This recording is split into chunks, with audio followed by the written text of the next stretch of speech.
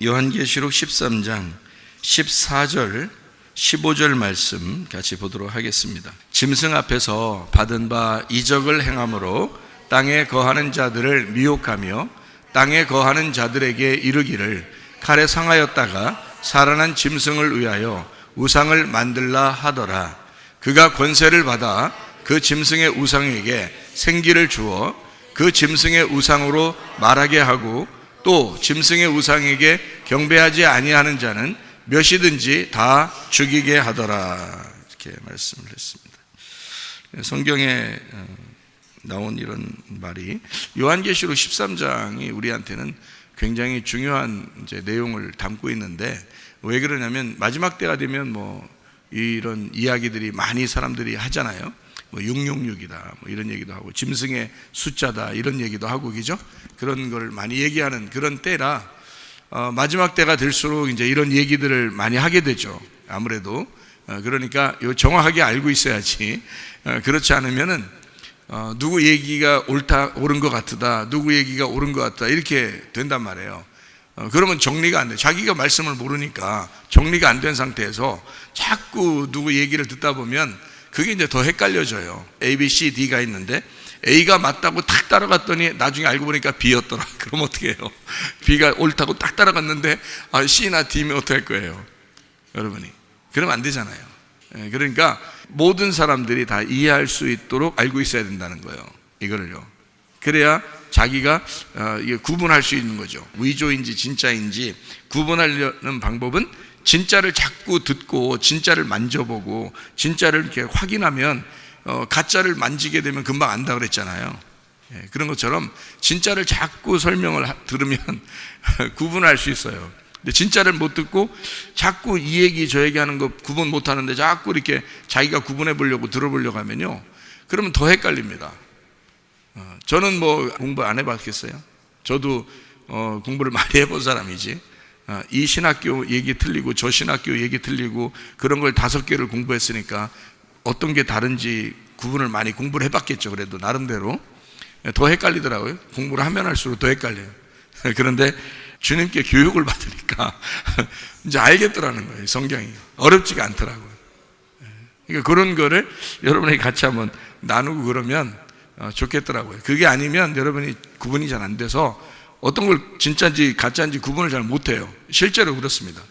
그러니까 이거를 구분을 딱 정확하게 하기 위해서 공부를 좀 해야 되는데, 여러분이 알고 있어야 되는데, 마지막 때는 분명히 이제 요한계시록 13장 이야기가 많이 나올 겁니다. 앞으로도요. 그러니까 여러분이 잘 알고 있어야 되겠다는 얘기입니다. 요게. 자, 이제 여기서 이제 핵심이 뭐냐? 요한계시록 13장의 핵심은 뭐냐? 짐승이 둘이 나와요. 하나는 바다에서 나오는 짐승이 있고, 그게 이제 요한계시록 13장 1절에 나와 있는 말이에요. 바다에서 한 짐승이 나오는데 이렇게 돼 있어요. 땅에서 또 나오는 짐승이 있어요. 땅에서. 그러니까 바다에서 나오는 짐승이 있는데 땅에서 또 나오는 짐승이 있어요. 그게 11절에 나오는 얘기예요. 1절은 바다에서 나오고 11절에는 내가 보면 또 다른 짐승이 땅에서 나와요. 그러니까 하나는 바다에서 나온 거고 하나는 땅에서 올라온 거죠.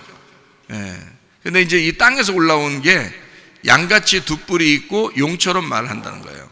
밑에 바다에서 나오는 짐승이 있는데 여기서 이제 말하는 거는 그 짐승이 권세를 가져요. 어떤 권세를 가냐면 용의 권세도 있고, 용이 이제 뱀이고 사탄이고 마귀예요. 그러니까 그런 권세를 가진 자인데 그가 이제 그 바다에서 나오거든요. 그 짐승이. 그 다음에 땅에 나오는 이 짐승이 어린 양같이 두 뿔이 있죠. 그 다음에 용처럼 말을 하죠. 그러니까 바다 짐승하고 같은 거예요. 그 바다 짐승의 영을 받은 거지. 그래서 땅의 짐승이 나온 거죠. 그러니까 같은 역할을 하는 거예요. 그러면서 그러니까 흉내를 내죠. 어린 양같이 두 뿔을 가졌으니까 흉내낸다 그렇게 나와 있어요. 그리고서 이제 12절 이렇게 보면 그가 먼저 나온 짐승의 모든 권세를 그 앞에서 행하고 그랬어요.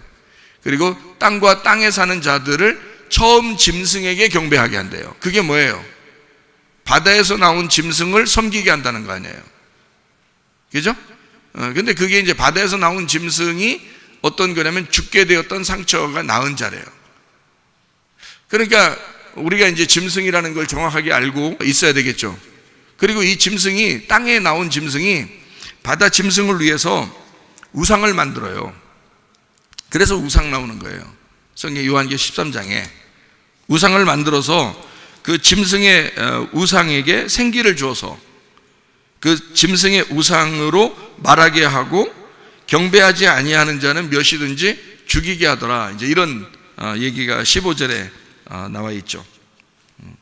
그러니까 바다 짐승을 위해서 일하는 땅의 짐승, 그 땅의 짐승이 우상을 만들어서 바다 짐승에게 잘 경배하도록 우상을 만든다는 얘기예요. 자, 여러분, 이렇게 성경이 써 있는데 이걸 보면 이해가 돼야 안 돼요? 안 되죠. 안 되는 게 당연한 게, 성경을 많이 안 읽어봤으니까 안 되는 게 당연해요. 그러니까 여러분에게 뭐가 필요하냐? 울타리가 이렇게 필요한 거예요. 울타리. 그러니까 성경은 하나의 규칙처럼 이렇게 울타리를 쳐서 성경을 보게 만들어 놨단 말이에요. 그러니까 울타리가 있는 사람은 성경이 쉬운 거고, 울타리가 없는 사람은 성경이 어려운 거예요. 한없이 어려운 거예요. 특별히 요한계시록 같은 경우는 더 어렵죠. 왜냐하면 은유나 비유로 다 돼 있으니까. 그러니까 그거를 이해하고 설명하는 게 좀 필요한데, 여러분이 이제 요거를 성경 전체적으로 이야기하는 것이다 라고 생각해야 되는데요, 그렇게 하면서 요걸 봐야 돼요. 그러니까 짐승이 갑자기 요한계시록 보면 13장에 나오니까, 아, 이 짐승이 마지막 때에 일어날 666을 이렇게 주려고 하는 그런 짐승인가 보다 라고만 이제 생각을 한단 말이에요. 그러면은 성경이 이제 오해가 되는 거죠. 앞에 이야기들 다 빼놓고 뒤에 그 요한계시록에서만 그게 나온다고 생각하니까 무조건, 야, 666 받으면 안 돼, 뭐 짐승의 표 받으면 안 돼, 막 이런 얘기를 이제 하는 게 바로 그래서 그런 거예요. 그러니까 요거를 한번 잘 구분을 해봐야 되겠어요. 짐승이 뭔지 우상이 뭔지 요걸 구분을 해서 보면 앞으로 우리가 어떻게 살아야 될 것인가. 주님 오실 날 다가왔다 그러는데, 마지막 때가 종말이 다가왔다 그러는데, 그럼 이럴 때일수록 우리가 좀 정신 차리고, 아, 짐승이 요구하는 그런 우상에게 경배하지 말아야 되겠구나. 그리고 우리가 그 666표를 받지 말아야 되겠구나. 이렇게 우상에게 경배하지 아니하고 짐승의 표를 받지 아니한 사람이 1000년 동안 왕노릇하게 된다고 하고 주님 안에서 이렇게 살게 된다 이러잖아요. 그러니까 우리는 그런 생활을 하면 안 되겠으니까 이걸 알아야 되겠죠. 알아야 그런 생활 안 하죠. 근데 모르니까 자기도 모르게 그냥 생활하는 거죠, 그렇게 하면. 그러니까 이거를 한번 구분해 보도록 하겠습니다. 자, 성경을 제가 울타리를 한번 쳐줄게요. 어떻게 쳐드리냐면, 지금 여기 이 내용을 알려면 이런 울타리가 필요해요. 첫째 하늘, 둘째 하늘, 셋째 하늘, 이렇게 요를 이제 알고 성경을 여기를 봐야 되는 거예요. 자, 첫째 하늘, 둘째 하늘, 셋째 하늘. 요것만 이제 울타리 딱 되면 요거는 이제 금방 이해가 되는 말씀이에요. 자, 성막 성전이 다 어떻게 돼 있어요? 3일길로 돼 있다 그랬죠? 3일길. 그래서 아브라함이 3일길을 가서 하나님을 보게 됐죠. 그죠? 자기의 자손으로 오시는 예수님에 대해서 자기가 알게 된 거예요. 그래서 거기서 하나님이 나를 위해서 다 준비하셨구나 라는 걸 믿고, 그 믿음으로 하나님 앞에 예배를 드린 사람이에요, 아브라함이요. 그 사람이 3일길을 갔다 이 말이에요. 인생은 모두 다 3일길이에요. 애굽, 광야, 가나안 땅. 우리가 애굽에서 머물러 살면 돼요, 안 돼요? 안 돼요. 안 되는 거 그냥 아시겠죠? 그 광야에서 그럼 머물러 살면 돼요, 안 돼요? 안 돼요. 그럼 어디로 가야 돼요, 우리는요? 가나안 땅으로 들어가야 돼요. 그러니까 애굽에서 머무르면 안 되고, 광야에서 머무르면 안 되고, 가나안 땅으로 들어가야 돼요. 그러면은 애굽을 성막에서 볼 때는 애굽은 뭐라고 표현해요? 성막으로 보면 뜰이죠, 뜰. 뜰에 그냥 머물러 있으면 돼요? 안 되죠? 그 휘장을 열고서 성소로 들어가야 돼요. 그 성소, 광야와 같은 그 성소예요. 이게 세 개로 나눠져 있다고요. 성막이 하나님이 설계했잖아요. 그러니까 이게 이제 울타리라고 그러는 거야. 그래서 세 개로 구분해서 이렇게 나누어 놓은 거예요. 뜰, 그다음 성소. 성소에서 머무르면 죄가 용서돼야 안 돼요? 용서 안 돼요. 휘장이 열리고 대제사장이 한 번씩 들어가서 거기서 이제 1년에 한 차례씩 들어가서 제사를 드려야 돼요. 그리고 거기에 이제 어린 양의 피를 거기다 발라야 되거든요. 그러면 하나님이 그 피를 보고 우리 죄를 용서하는 거예요. 속죄소, 속죄죄를 용서하는 법궤 뚜껑, 언약궤의 뚜껑에 그 뿔이 있어요. 그래서 하나님은 거기에다가 이제 피를 보고서 용서를 하는 거거든요. 그게 시은좌라 그러는 거예요. 은혜를 베푸는 자리다. 그걸 속죄소라 이렇게 말을 해요. 그러니까 속죄소는 지성소 안에 있는 거예요. 법궤 뚜껑이라고 얘기하는 거예요. 법궤 뚜껑 위에 있는 거예요. 거기가 속죄소, 시은좌, 하나님이 앉아있는 자리 이렇게 말하는 거예요. 하나님이 은혜를 베풀려고 앉아있는 자리예요. 그러면 여기서 애굽, 광야, 그 다음에 어디라고요? 가나안 땅이라고 했죠. 그러니까 어디에 해당하는 거예요? 이 시은좌는 가나안 땅에 해당하는 거예요. 그러니까 거기에 가야 모든 게 용서를 받아요. 이해가 되겠어요? 그러니까 요거를 그 휘장을 예수님이 십자가 못 박혀 돌아가실 때 이 휘장을 찢었어요, 안 찢었어요? 찢었죠. 예수님이 십자가 못 박혀 돌아가실 때 이게 찢어졌어요. 그래서 들어갈 수가 있었다고요. 이제는 그 둘이 구분 안 돼 있어요. 이제 하나로 다 돼 있단 말이에요. 언제? 예수님 죽으심. 그러니까 그 죽으심이 우리한테 오면 이게 찢어지는 거예요. 그러니까 그걸 회개라고 그러는 거예요. 그러니까 완전히 회개하면 절대 옛날로 돌아갈 수 없다는 거예요. 그래서 진짜 회개하면 옛날로 돌아갈 수 없다. 그 사람이 다시는 뒤를 돌아보지 않는다는 거예요. 바울 사도 아시죠? 그죠? 바울 사도나 베드로나 이런 사람들 주님을 체험하고 난 다음에 뒤를 돌아보지 않잖아요. 다 주님만 생각한다고. 그러니까 그렇게 살 수밖에 없어요. 근데 여러분, 우리가 이제 교회에서 다니면서 여러분은 어떤 생활을 하냐면 뜰의 생활을 하는 경우가 있고요, 성소의 생활을 하는 경우가 있어요. 완전히 회개가 안 된 거죠. 그러니까 여러분에게 설교하죠. 어떻게 하라고요? 휘장 찢으라고 하는 거예요. 육체라는 휘장을 찢어라. 그래야 지성소를 만나고, 그래야 이제 가나안 땅의 삶을 살게 된다는 거예요. 그게 천년왕국이에요. 그러니까 요거를 이제 잘 이해하시겠죠, 그죠? 그래서 애굽에서의 천년왕국이 하면 애굽에서의 삶이에요. 광야에서의 천년왕국 그러면 광야에서의 삶이에요. 가나안 땅의 천년왕국 그러면 가나안의 삶이에요. 가나안 땅 삶. 그러니까 우리는 애굽에 머무르지 말고 광야로 올라가고 광야에서 가나안 땅으로 올라가는 거거든요. 자, 뜰에 있지 않고 성소에서 지성소로 넘어가야 된다. 그리고 그 법궤를 만나야 된다. 이제 그런 얘기가 되겠죠, 그죠? 이게 이제 틀이에요. 그걸 알고 있으면 쉬워요.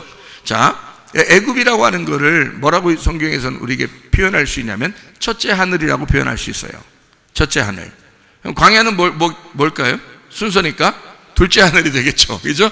예, 그러면 지성소는 뭘까요? 그러니까 그 가나안 땅은 셋째 하늘이에요. 사도 바울이 어디 하늘까지 올라갔다 왔다 그래요? 셋째 하늘까지 올라갔다 왔다 그래요. 셋째 하늘을 경험했다는 뜻이에요. 그러니까 가나안 땅을 경험했다는 뜻이에요. 자기 휘장을 찢고 주님을 만나고 왔다는 얘기예요. 그 얘기인데, 그러니까 성경이 풀리는 거예요, 이게. 그러니까 사도 바울이 성경이 풀려 이게 셋째 하늘을 올라갔다 내려왔다 하잖아요, 그죠? 그러니까 우리는 이제 막연하게 셋째 하늘 그러면 어디 하나님 만나고 왔다 이제 이런 얘기로 이제 생각하잖아요. 그러니까 하나님이 말씀이라니까요. 하나님 말씀인데 그 말씀이 풀렸다는 얘기지. 그렇죠? 자, 제가 여러분에게 이제 얘기하는 거는 물론 환상을 통해서 셋째 하늘을 보고 올 수 있어요, 여러분. 근데 그 셋째 하늘이 여기 이 성경 안에서 우리가 설명을 해야 되는데 바울도 이 성경 안에서 설명을 한단 말이에요. 그러면 이 성경을 설명할 때 셋째 하늘을 뭐라고 설명하고 있을까? 성경에서는 가나안 땅을 얘기하는 거예요. 그게 지성소를 얘기하는 거라고요. 이걸 틀이라고 그런다고. 자, 이 틀을 성경은 벗어나질 않습니다. 그걸 알고 성경을 보면 아주 쉬워요. 그래서 제가 자꾸 이 삼일기를 얘기해 주는 거예요, 여러분에게. 이게 틀이니까 그 틀을 생각을 못하고 성경을 자꾸 보니까 틀이 안 잡히잖아요. 틀이 안 잡히니까 성경을 잘 몰라요. 그러니까 뒤죽박죽 돼 있는 거예요, 머리가. 성경을 40년 동안 성경을 들어도, 설교를 들어도 뒤죽박죽 돼 있는 거예요. 그러니까 이걸 끄집어낼 수가 없어요. 많이 듣긴 많이 들은 것 같은데 자기가 아는 게 없는 거예요. 왜? 틀이 안 잡혔잖아요. 틀이. 무슨 말인지 좀 이해가 되시는지 모르겠어요. 그러니까 여러분에게 이걸 한번 잘 설명을 해볼 테니까 오늘 이제 짐승과 우상에 대한 이야기를 하면서 첫째 하늘, 둘째 하늘, 셋째 하늘에 대한 이야기를, 그러니까 이게 지금 3일길이고 애굽, 광야, 가나안이다. 우리의 삶은 광야에 머물러서는 안 된다는 거 분명히 알아요, 그죠? 광야에서도 멸망한 사람들이 태반이었습니다. 그렇죠? 그러니까 가나안 땅으로 분명히 가야 된다는 걸 알아요. 아는데 그 삶을 가려고 하진 않고 자기는 광야에 머무르면서 자기는 애굽을 그리워하면서 그러면서도 자기는 설교를 듣고 앉아있는 사람들이 태반이라고요. 이런 사람들에게 설교가 필요한 거예요. 그래서 저는 성경을 가르쳐주고 싶다는 얘기예요. 그래서요, 성경을 모르니까 교회를 아무리 다녀도 성경을 모른단 말이에요. 틀이 안 잡혀 있으니까요.